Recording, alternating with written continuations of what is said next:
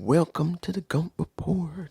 I really hope you can hear me. Like I said in my video yesterday, this H1N Zoom has an issue next to the batteries when they get low. You can't hear nothing. Also, the cable that runs from my camera to the H1N looked like it was messing up. Now, the reason I boxed so badly was because I was so angry that I had recorded earlier good thoughts about Rampage, and I had to literally scrap the entire thing because there was almost no audio whatsoever. Hopefully here, my audio is working, because after I finish this, I'm keeping this camera set up, because if the audio's dead again, I'm going to be so freaking mad. I'm going to rant my ass off because of my damn camera. But that's just what you see on the Gump Report, baby. This is what you watch. Seeing me give my opinions and show how damn angry I get about anything and everything. Now, this is a continuation of what happened with Tommy Dreamer. Now, one of my subscribers, you know who you are. I'm not mentioning your name because, not that I don't remember your name, I actually do remember. But the point is that you have the right to your opinions. But as I've said in the comments to you, clearly, this is not about Ric Flair and what you think is a predator or what is not thought of as a predator.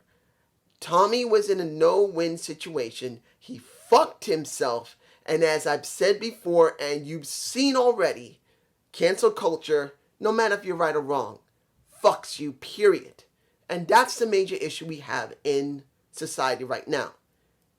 But in this situation, cancel culture is not the issue now. This is about corporate. As you see from the title, how screwed is Ric Flair? Simple. Badly screwed. Rick at this moment is badly screwed up. Now, I want to make this clear. 100% clear, just in case someone thinks I'm in Ric Flair's corner. I'm not. As I said in my video for Tommy Dreamer, Tommy was trying to, what would you basically say? He was trying to be on the line of, yes, Rick did something bad, but he was trying to balance it out and make it fair as much as he could, because he has to do what's needed for the wrestling business. They cannot bury Ric Flair 100%, no matter how much you hate him. And the one I was talking about earlier, I know you hate him because of your sisters. You said in your comments that your sisters hate him and you're always in the corner of your sisters. Well, understand this, my friend. It makes no difference what your sisters think. Both of them, or 5 or 10 of your sisters, if you got them. It doesn't make a difference what my sisters think.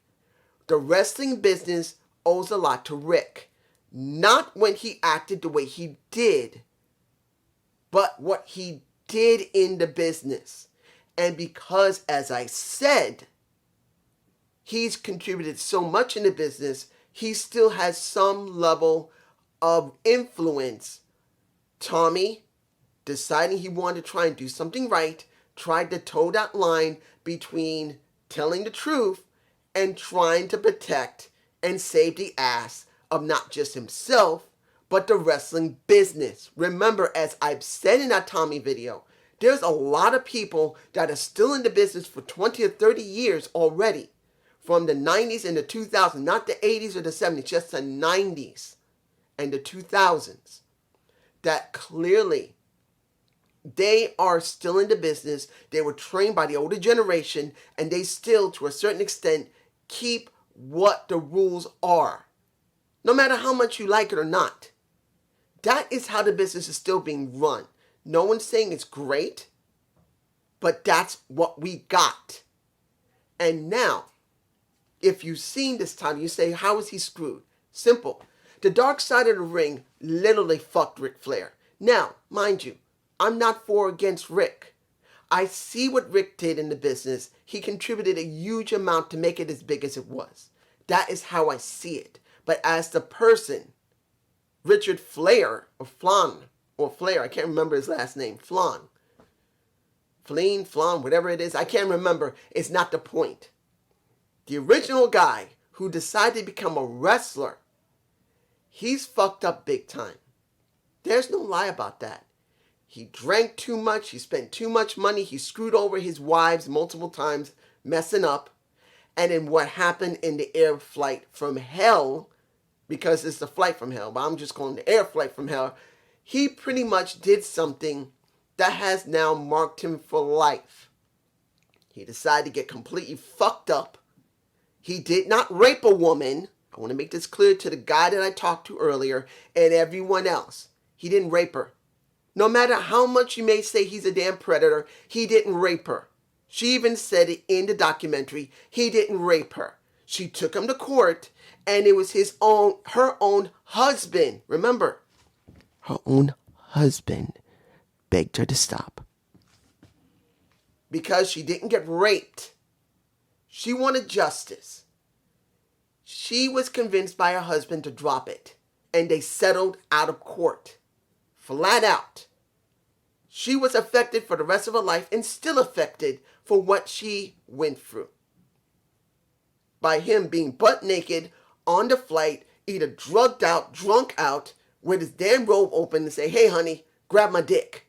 Pretty much that's what it came down to. Not that she basically was forced to spread her legs with the guys on board and say, get ready to have my Space Mountain up your pussy. That didn't happen. Now, you're going to say, well, you're defending him. No, I'm not. I'm just going by what the documentary said. And what she said. That's what this is all about.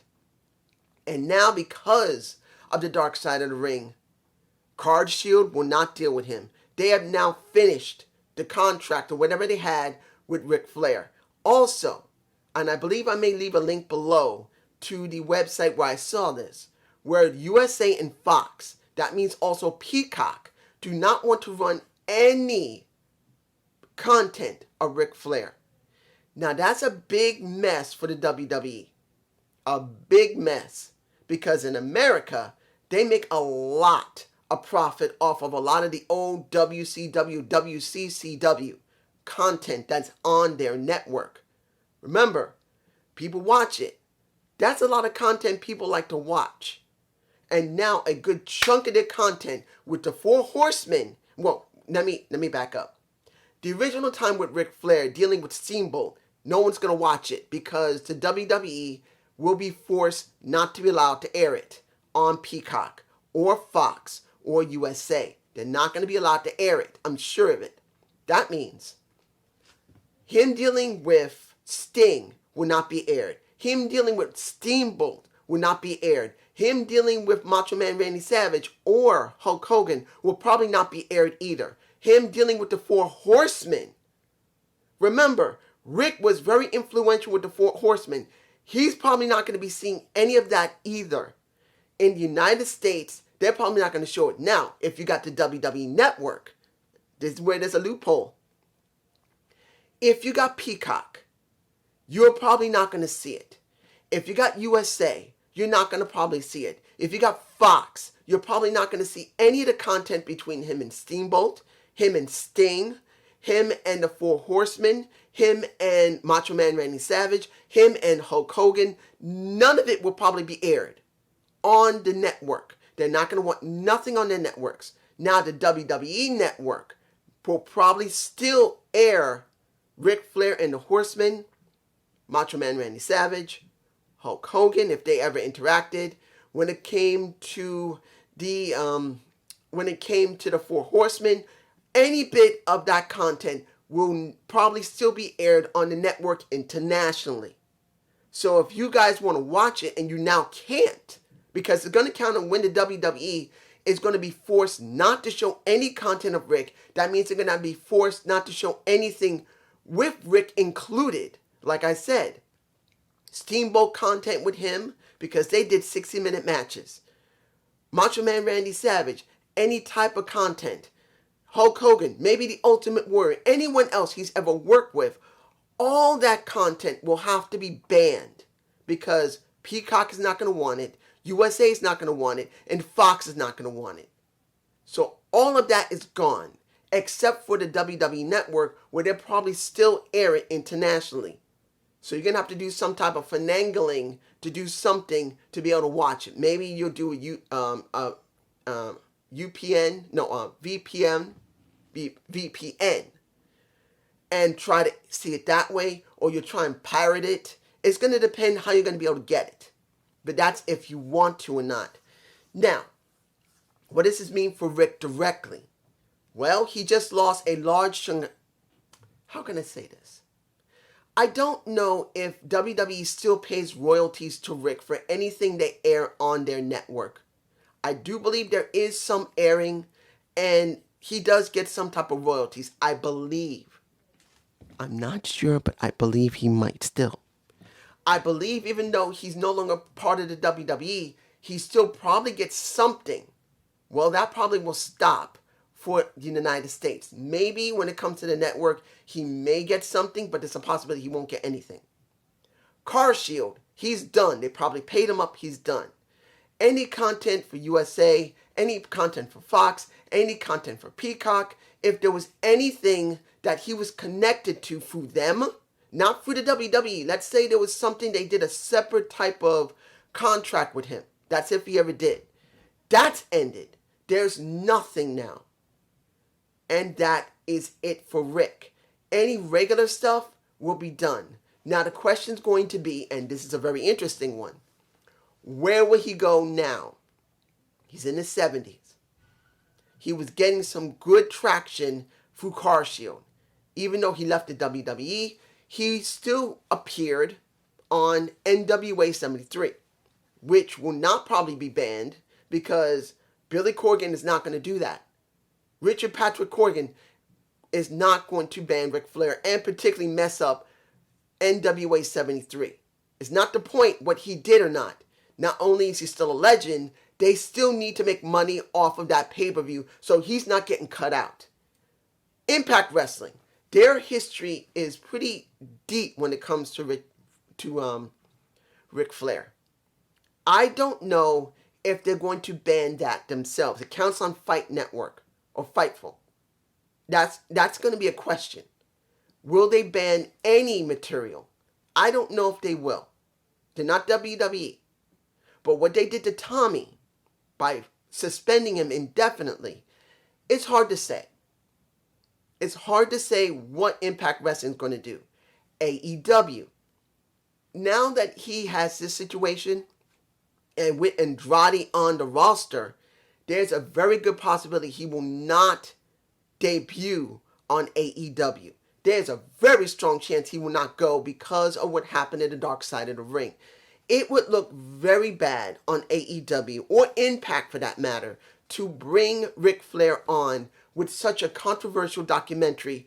And understand, controversial means for any wrestling promotion in the United States, there's going to be a strong possibility no one's going to want to look at him.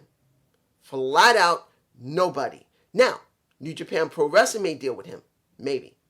AAA may deal with him. Maybe. It's hard to say about the international promotions. I can't tell you AAA won't take him. And neither can you. No matter what anyone says in the comments, if they say, well, I bet you he's never going to get any work in any promotion, you're wrong. Because you got the United States, you got Canada, you got Mexico, you got Japan, you got Europe. You can't say that every promotion in the world is going to ban him.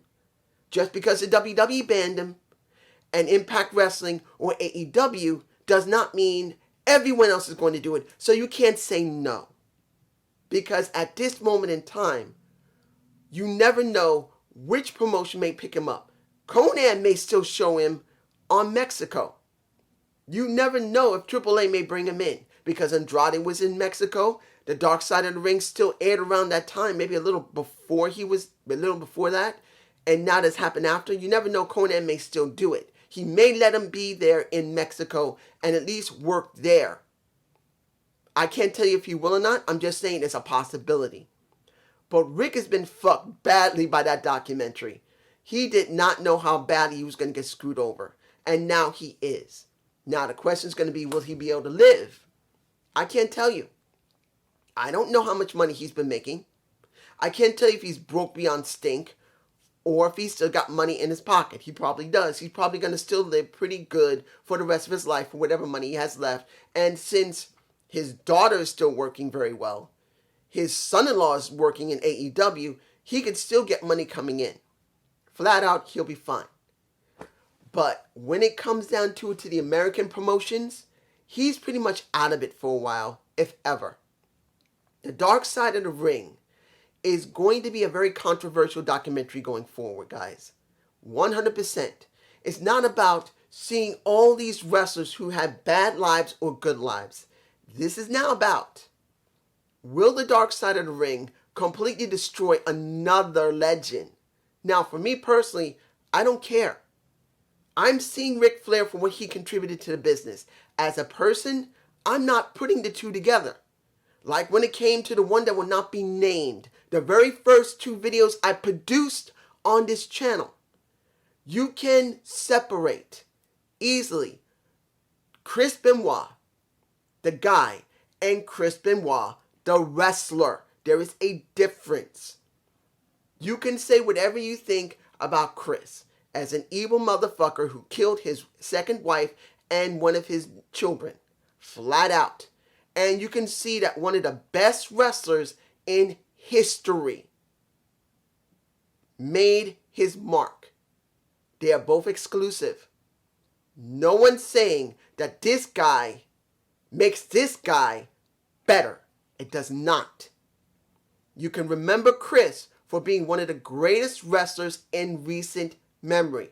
But you also can remember Chris, the guy who literally got his brain smashed up so badly, took drugs on top of it to compensate for any injuries he had, that he lost his mind. His brain became literally Swiss cheese. He went insane and killed himself and his family. That is what you got. And when it comes to Rick, you got exclusive. Richard Flair, and Ric Flair. Richard Flair, a guy who broke his neck in 73, managed to survive it, had about 4 or 5 marriages, lost his son, and now because of actions that he took, fucked himself over, also almost died in the hospital from his heart problems. Pretty much because of a documentary, fucked him good. No matter if he's changed his life, gone to God, or has learned to be a better person, he's fucked.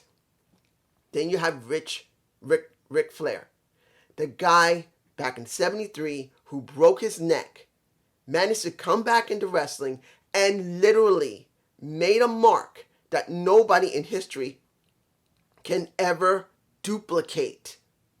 He's known in, how can I explain this? He is known in over 30 promotions from the 70s into the 80s. He is known as a main eventer that worked 60-minute matches with some of the most influential wrestlers in history that also became legends of their own right. Steamboat, The Undertaker, Shawn Michaels. I think he even worked, I know he had to work with Davey Boy Smith at one point, and the Dynamite Kid. He worked with Mr. Perfect. He worked with every influential wrestler who's now become a legend in this industry. Yes, they having their own issues, but he has made a mark that has touched everybody who is the most important and memorable person in the history of the damn business in the last 40 years. 40. I could say 50 around the time I was born, but I'm saying in the 80s all the way into now. He's influenced it in some form or fashion. He has touched AJ Styles. He touched everybody you can think of. And you got Richard Flair. You got Ric Flair. This guy is fucked permanently. Fucked in some form or fashion in his 70s. This guy's legacy is undeniable, but now in some parts of the world, like this one, gonna be banned. Like the one who will not be named. Banned. Probably from Fox. You're not gonna see any content, which is gonna cover The Ultimate Warrior, which is gonna probably cover, alright, I gotta think about this, because there's a lot of people that he worked with that matches will probably not be shown. Let's see. I think he worked once with the Ultimate Warrior. He easily worked with Hulk Hogan. He easily worked with Macho Man Randy Savage. He easily worked with Steamboat. He easily worked with Evolution. He easily worked with the Four Horsemen. He easily worked with Pillman. It depends, because they may still show the Horsemen. They may still show Evolution, depending on if he was part of it. If the Horsemen were without Ric Flair, they'll probably show it. When it comes to Evolution, when he wasn't there, they'll probably show it. I want to make it clear. Steamboat, whenever he wrestled, if he wasn't working with him, of course you're going to see it along with everyone else he ever worked with. But when he's with them, there's a very good chance you won't see it. Period. Unless you try international and look at the network, which I don't think they're going to ban it. I'll be surprised if they do, because that's a lot of content.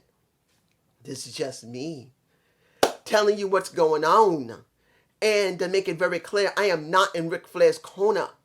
Personally, I don't give a fuck what happened to Richard Flynn. If that's his last name. I keep forgetting his last name. But it's not the point. I don't care. Either or. I'm a wrestling reviewer that is just telling you how it is and how the business is. And whether you like it or not. And I'm talking to you, my friend. You know who I'm talking to. You know who I'm talking to. If your sisters hate him, they can hate him all they want. If you hate him because of your sisters, you can hate him all you want. But doesn't really mean any damn thing. Not because I don't care about your feelings. I made it clear in my comments to you. Dude, you don't know me from Adam. But I care about you not to be so angry, or your sisters. Having that much rage means only a few things. One, your sisters have been done something to, similar to what happened in the air flight from hell. Or two, they just have a certain sensibility. They just can't stand it. But like me, and I made it clear myself, I've been abused. I've been violated. I'm not happy about it. But I don't hate every woman for what happened. You don't hate someone for either defending or not defending or trying to toe the line between. Like I said, everybody has their opinion. No one says you gotta like it. But wanting to see someone get hurt because of it, that's not right. That shows you're just too damn angry. And you don't want to care about seeing the truth.